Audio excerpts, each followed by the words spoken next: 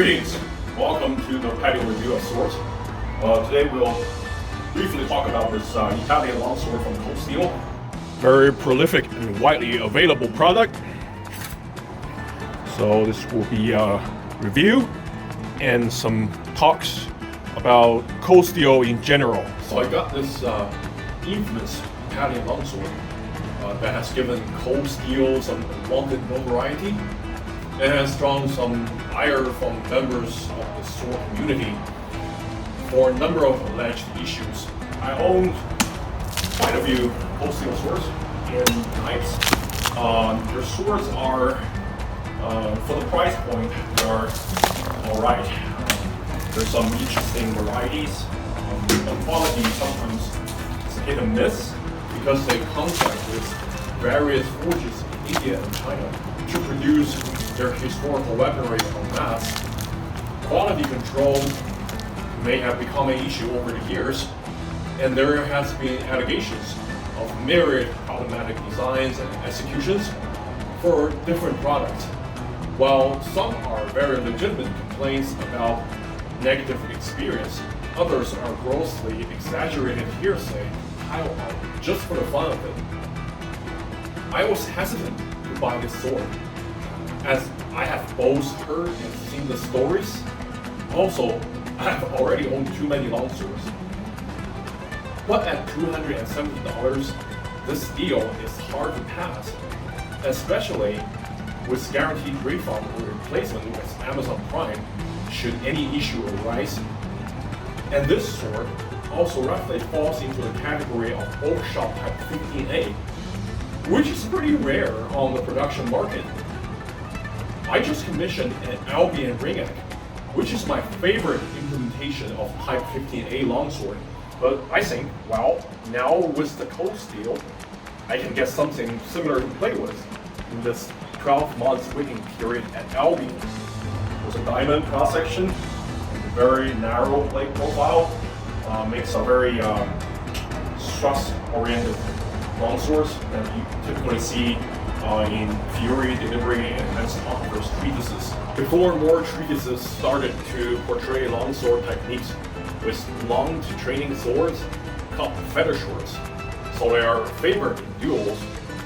A more acute yet strong tip that can be delivered into the gaps of plate armor articulation, but still able to dish out some respectable cutting power in armor situations due to the long and nimble blade that it can easily lash out with excellent tip speed.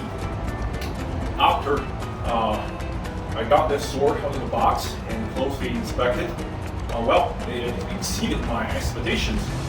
So before I received the sword, I expected all sorts of problems. We will go over these issues one by one and examine whether this particular sword is plagued by any of them. Their swords commonly have loose fitting crossbars. This one here seems very solid. The pommel is also very securely held in place. It's a threaded construction with a nut that's shaped a little bit like a peen block, so it's not too bad aesthetically. Personally, I prefer the pommel being hot peened, but this seems sufficiently reliable so far. Another usual problem cited by owners is their tip usually have a bend or deformation. I don't see any. And if I scope down the blade, it's perfectly straight. Both edges are clean. The central ridge is very crisp, crowded, and straight. Another common issue typical to swords of this price range is the edges are sharpened to have a very noticeable secondary bevel. Well, this one is the polishing and sharpening is done in one go, obviously. It has this flat round diamond cross section with one primary bevel, no secondary bevel or micro bevel to speak of. And the polishing on this sword is surprisingly good. It's mirror polish, done very cleanly. And it surprised me that can't find any rippling on the sword, almost at all. Typically, if you have any rippling on the surface, particularly for flat ground, it shows easily. When you scope down the blade, this one is done very cleanly, and the surface blends in with the bevel, with the edge perfectly. It doesn't have any perceivable apple seed geometry, so for the most part of this blade, you can cut really well with it. That's really surprising, because hand ground blades typically have these myriad of ripplings down the blade. You only find blade this straight with this little rippling on high-end swords like Albion, but even them sometimes have some irregularity in the blade. I have to admit that, well, a relatively narrow blade with just flat ground diamond cross-section isn't the most difficult thing to do. It doesn't have an extra broad blade profile, and it doesn't have any complex grinding like hollow round in the blade. That will test your smith's grinding and polishing ability to the maximum. But still, credit is given where credit is due. This is very nicely done. The central ridge is almost completely straight, arrow straight. Is it perfect? Not really. On this side of the blade, I can perceive a very, very minor asymmetry at the base of the blade. Otherwise, on this side of the blade and on the rest of the central ridge on this blade looks just arrow straight. Very well done indeed. And the edge sharpness is extremely sharp. Very nice edge geometry. In fact, even most of the premium or high-end custom makers can get this right. They sometimes just leave a very rough edge, even though given good edge geometry. This one is really sharp. When I tested, I accidentally cut myself, which is really hard to do. I usually test the edge sharpness with first the skin and the nail, see whether it catch on to the nail, can bite into it. And this one actually cuts through the top layer of my skin. It's just a very light brush. So this is among the sharpest sword I've owned. And I own many swords, including from Albion, Arms and Armor, and the Trim. This is incredible, especially for a budget-oriented sword. The even taper in the profile indicates this is an attempt at making a Type 15A sword, but there's a slight issue with it, especially the narrower type of Type 15A sword. Typically have profile taper that's very even from the base to the tip, almost triangular, and the result is that the tip is extremely pointy while being very thick. So near the tip is almost just like a perfect square. I recently ordered an Albion ring neck. I think that's the like the best typical example for Type 15A sword I can find. And I like that sword because while the blade profile is done very historical, it's extremely tapered, acute, pointy tip that's extremely efficient at busting nail rings. That's its primary application, and it's good with half sorting. The more obtuse point is very unusual for Type 15A longswords, as most of them feature the typical pointy tip, as it needs a portion just before the tip to remain very narrow yet still thick. So the tip is reinforced with a robust geometry with almost a square cross-section. like an S-lock. For this reason, this type of swords don't cut well near the tip, but thrust and stab like a power drill. However, historically, this kind of obtuse tip on this particular sword did exist for a few Type 15A longswords.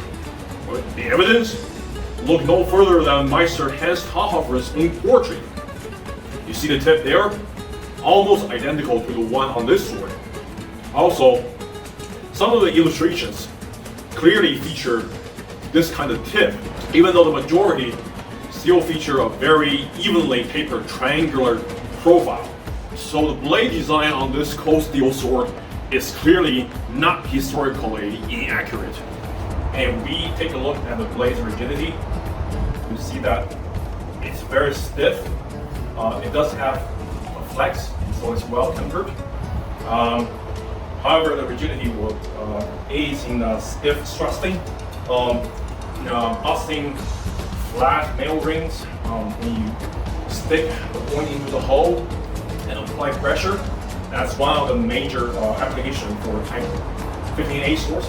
So that's a good execution on this sword. The distal taper is very typical for certain Type 15A swords. From 6.5 millimeter at the base, taper evenly down to somewhere before the final transition to the tip at 4 millimeters. If I get to choose, I'd make this blade thicker in the base, so it will have a more pronounced distal taper, and it will bring the balance further back into the hilt, so it has even better point control. Now let's look at the hilt components on this sword. The crossguard and the pommel both have this mirror polish, which is consistent to the finish of the blade. Not exactly shiny and chrome-like, still it's very clean. The crossguard is curved type, reminiscent to Albion Ringag and Fiore, which is one of my favorite type. So it is a cross, but it has a slight upward curve, and the width is very sufficient for hand protection. I really enjoy that. The edges on the crossguard are very crisp. Some of the edges on the crossguard is a little bit too sharp.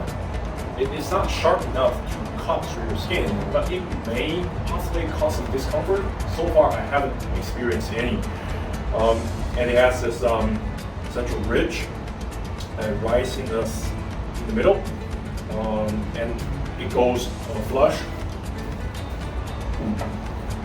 with a locket and a scabbard. The pommel is fishtail type, though it's not as flamboyant as the one you see on Albion region. Relatively simple take, but it does have some geometries on both planes, and it's secured with a threaded nut that vaguely resemble a pin block, so it doesn't really distract from the overall aesthetic of the sword. It does have some geometries, and you can see the opening of the fishtail. It's a bit shallow, but it's definitely there. I can feel it. The entirety of the pommel is ground in a way that nothing sticks out that will catch on to your skin or your clothing, so it's very comfortable. I would say that it almost looks like a set stopper pommel from a distance, but I'm not really complaining because it's done with symmetry on both planes. The one asymmetry I can make out is this side of the fishtail suffers a little bit of uneven grinding, but it's not very noticeable. And you can see that even on the most high-end production with fishtail pommels, sometimes suffer a lot of asymmetry and unevenness. So that's something I can definitely forgive. The thing about this pommel is that it doesn't provide enough mass. Right now it serves as a way to the blade so that its point of balance at 4.5 inches from the guard. I would like to see it drop further closer to your hand, to the guard. So in that case, you need a beefier pommel, maybe have a bigger mass. Other than that, there's really nothing to complain. The grip is a very simple tapered geometry with black leather wrapping. Where you hold it with your main hand, it's very flat, and you get a good feel of the edge geometry. Very ergonomic and assists with the cutting. Down here, it becomes more oval, and it's really easy to hold on with your offhand. There's a spacer or riser up here, which is a little bit peculiar because usually spacers are situated in the dead center of the grip, or maybe down here, closer to the bottom. But this one doesn't really cause any discomfort, so it's fine. Typically, I enjoy weighted grips on Type 15A sword. That's just how I envision this category of swords. But there's strong evidence that some of the earlier Type 15A swords did have tapered grip. So this is very historically accurate.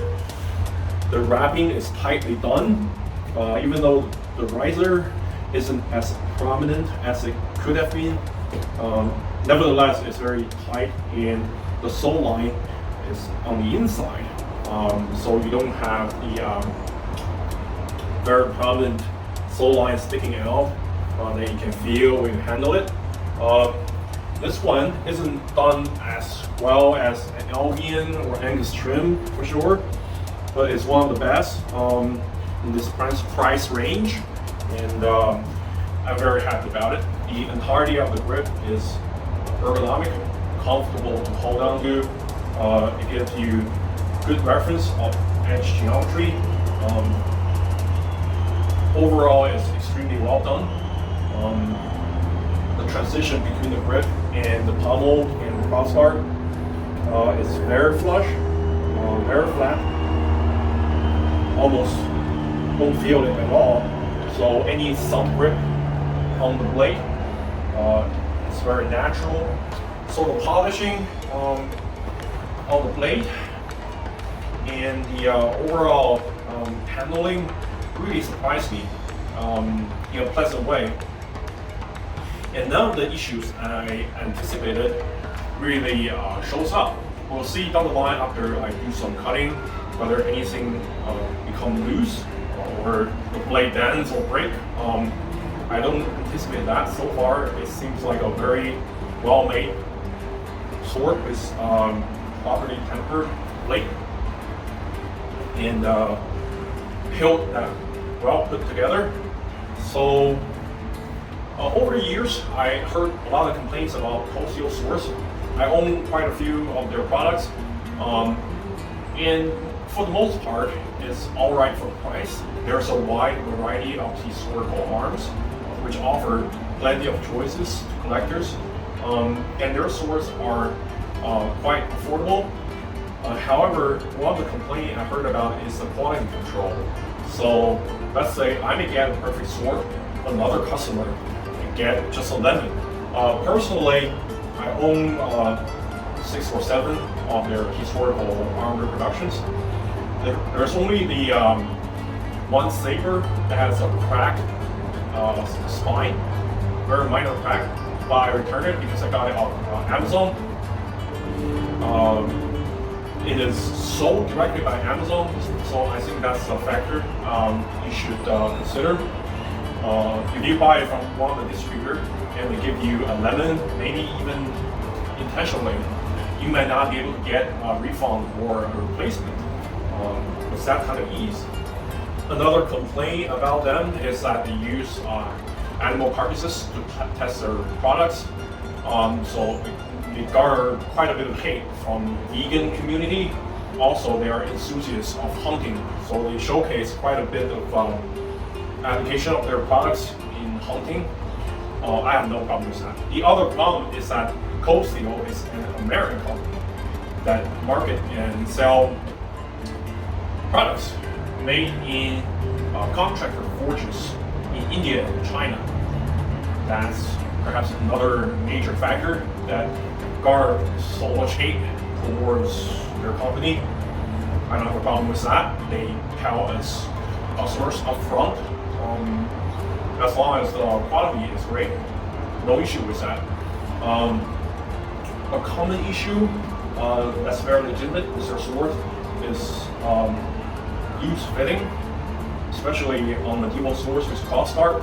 I haven't experienced any, but I'm aware that swords made in China, if you are not aware, more than half of the historical swords sold today are made in China, including medieval European swords, military sabers, Chinese sword obviously, also Japanese swords, katanas.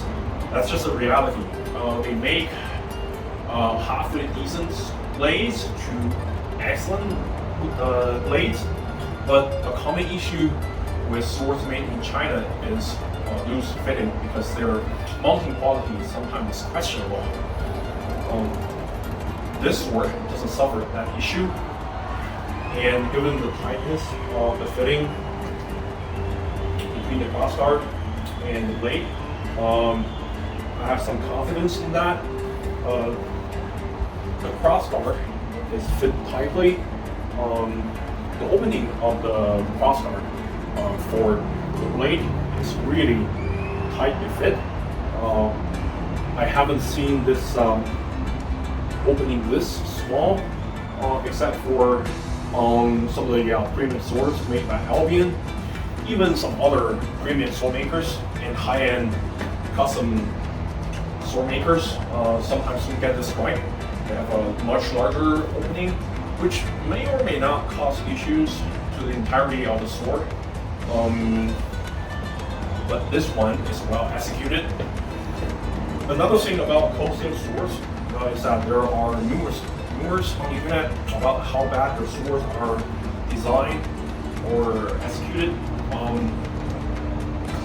I've seen people talking on Blade Forum International saying that Cold Steel swords are 2 to 3 times more expensive than they should have been. This sword costs $270. So in that person's logic, this should cost $90 or $135. That's just insane. Doesn't make any sense at all. And the person proceeds to state that Cold Steel swords are 1.5 to 2 times too heavy overall. This sword weighs 3 pounds.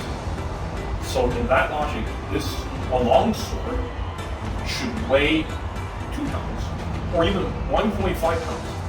That's just not from someone who has any knowledge at all with historical weapons. I have to point out, I reviewed their 1796 British Light Cavalry saber before.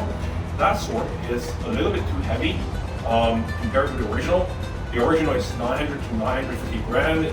That one is close to a kilo, so that's roughly 5 to 10% heavier than originals. But still, that's being overweight is only slightly, definitely not 1.5 to 2 times. I don't know how these people come up with this number. If they have not handled or owned some products, why do they make these blanket statements? I own many Cold Steel swords. Some of them are a little bit too heavy, like Dane Axe and a British Light Cavalry saber I mentioned. Others are too light, in my opinion. One, the competition cutting sword is 2 pounds and 10 ounces for hand and task sword, and it lacks authority in cuts. Even though that's not a bad cutter, another dueling saber is 700 grams. According to that person, that saber should weigh 300 grams? I'm just flabbergasted. Don't believe everything you see on the internet. Some of the customer reviews on Amazon doesn't make sense because those are verified purchases. But even so, not everybody knows what they are talking about. I see one person saying that the English spec sword sold by Cold Steel is 5 inches too long, 5 to 7 inches too long. That sword is 35 inches. That's totally historical. According to that person, a back sword should have a blade that's 25 to 27 inches long. That's just insane. When you look at reviews, look at the sources, see whether this person is knowledgeable or not with both the product and their historical content. Okay? Overall, an extremely solid package for budget sword. This is a good sword for its price. Hell, this is a good sword, period.